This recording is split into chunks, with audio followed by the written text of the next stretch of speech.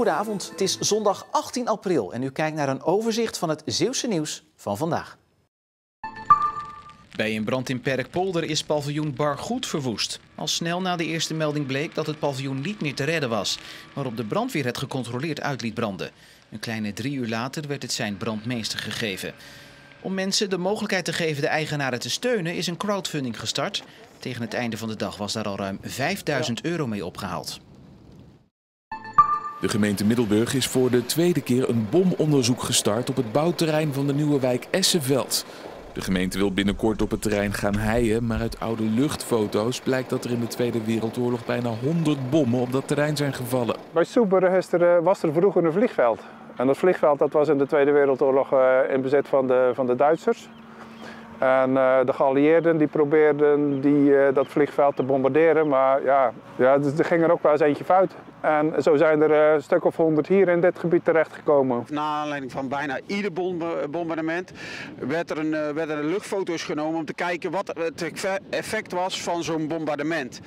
En alle vlekjes die u hier ziet, dat zijn kraters van de bommen die destijds zijn gevallen in dit projectgebied. En om die bommen te vinden gaan de explosieve onderzoekers met een speciale machine te werk. De detector wordt naar beneden gedrukt. En op het moment dat die detector naar beneden gedrukt wordt, wordt direct gekeken. En daarom zit dat kamertje eraan. Daar zit een persoon in, een deskundige, die kan beoordelen of tijdens het naar beneden drukken van die sonde, of ze niet toevallig op een bom drukken. En alles bij elkaar zijn er wel enkele duizenden prikken die hier gezet moeten worden. Hier zit een hele kleine zweefvlieg. Hier zit bijvoorbeeld een rosse metselbij. En hier vliegt een hommel. Maar ik zie alleen niet welke soort het is, want hij is te snel. Anke Calon uit Middelburg heeft het er maar druk mee. In haar tuin zitten tientallen bijen en hommels. Ze probeert goed bij te houden hoeveel het er zijn en welke soorten. Ze doet namelijk mee aan de nationale bijentelling. Het is goed om te weten hoeveel het er zijn, want bijen zijn belangrijk. Eigenlijk moet je het zo zien, de bij die zorgt voor bestuiving en hommels die zorgen voor bestuiving. En die staan eigenlijk aan de top van onze voedselketen. Zonder die bestuiving van hommels en bijen en zweefvliegen gaat gewoon een heel deel van ons voedsel verloren of wordt moeilijker om te telen. Maar het gaat niet goed met de bij. In Nederland hebben we ongeveer 360 verschillende soorten bijen. Van die soorten is inmiddels 50% is bedreigd. En dat heeft te maken met bijvoorbeeld intensieve landbouw. Maar dat heeft ook te maken met dat sierplanten heel erg in de mode zijn geraakt. En die hebben weinig waarde eigenlijk voor insecten zoals bijen en hommels. De bijen kunnen dus wel wat hulp gebruiken en wij kunnen die hulp geven. Bijvoorbeeld door verschillende planten en bloemen in de tuin te zetten. Je kunt bijvoorbeeld naast een hortensia kun je bijvoorbeeld ook ervoor kiezen om een rapunzelklokje te laten groeien. En ik ben nu bezig met allerlei stekbakjes heb ik ingezaaid. En die zetten we volgend jaar gewoon her en der door de tuin heen. Dan hebben de bijen er ook nog wat aan. Op een veld met maïs, graan of aardappelen zie je ze niet, maar op een veld met tulpen in bloei wel. Dagjesmensen en fotografen, zoals hier op een veld bij Terholen. Sprakeloos, prachtig, onvoorstelbaar mooi. Vrouwen en bloemen, dat is mijn stijl. Ik vind het echt prachtig. Dat is met mooie jurk, met kleur, ik vind het echt prachtig. Dit plekje hier met zoveel verschillende kleuren is natuurlijk vrij uniek.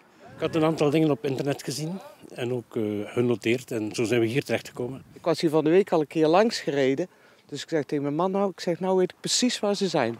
Want andere jaren moet je best wel eens ooit zoeken hoor, waar ze zijn. Maar nu... Staan we op andermans veld, hè? Ja, dat is waar. Maar ik heb nergens een bordje verboden toegang gezien. Maar om er nou speciaal voor in de auto te stappen? Nou, wie zegt dat we in de auto zijn? Misschien zijn we op de fiets, maar dat is niet zo. Dat zeg ik er maar gelijk bij. Het waren drukke tijden de afgelopen maanden voor trainer Kevin Hollander van Goes. Samen met de technische commissie heeft hij de selectie samengesteld voor volgend seizoen. Daarin veel nieuwe namen. We zijn daar druk mee bezig geweest. En ook wel gerichte versterkingen op gerichte posities. Want wat ik net ook al zei, het werd wel duidelijk dat we het moeilijk vonden om het doel te vinden en soms ook moeilijk vonden om de nul te houden. Ja, en als je dat in wedstrijden hebt, wordt het lastig om wedstrijden te winnen. 9 nieuwelingen trok Goes aan. De opvallendste 2, oud-hoekspelers Guillaume Klinkenmaier en Gianni Tibos. Want Hollander heeft behoefte aan ervaren jongens. Ik denk dat deze selectie veel meer in balans is. Dat er de balans tussen ervaring en jeugdig talent.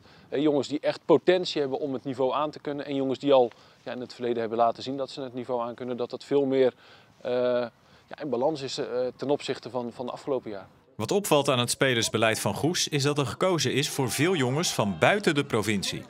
Wij hebben het natuurlijk vorig jaar geprobeerd met veel jonge spelers die in potentie het niveau aankunnen.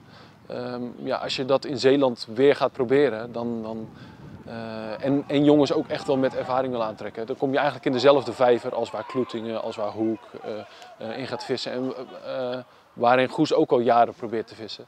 Dus we dachten nu, laten we eens de andere kant op gaan kijken. En kijken of er misschien buiten Zeeland jongens zijn die ook genegen zijn om naar Goes toe te komen. Op deze zondag hadden we periode met zon en de temperaturen kwamen ook al wat hoger te liggen, tot 14 graden op sommige plaatsen. Maar met de noordwestelijke wind werd toch wel frisse lucht aangevoerd, waardoor vlak aan zee de temperatuur niet veel hoger kwam dan 10 graden. Maar daarbij hadden we wel mooie vergezichten en ook blauwe luchten, met soms ook enkele kleine stapelwolken, vooral vlak aan zee. Vanavond en vannacht is het rustig met een zwakke noordwestenwind.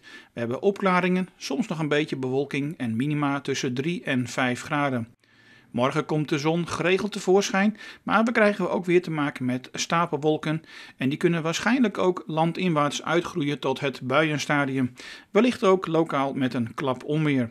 De maximumtemperatuur komt morgen te liggen tussen 11 en 14 graden bij een zwakke tot matige noordenwind. De dagen daarna krijgen we af en toe te maken met een enkele bui, maar ook regelmatig komt de zon tevoorschijn. De temperatuur begint nog op 14 graden op dinsdag, maar geleidelijk krijgen we te maken met een koudere luchtsoort door de noordenwind en daardoor zien we aan het einde van de week temperaturen rond 10 graden.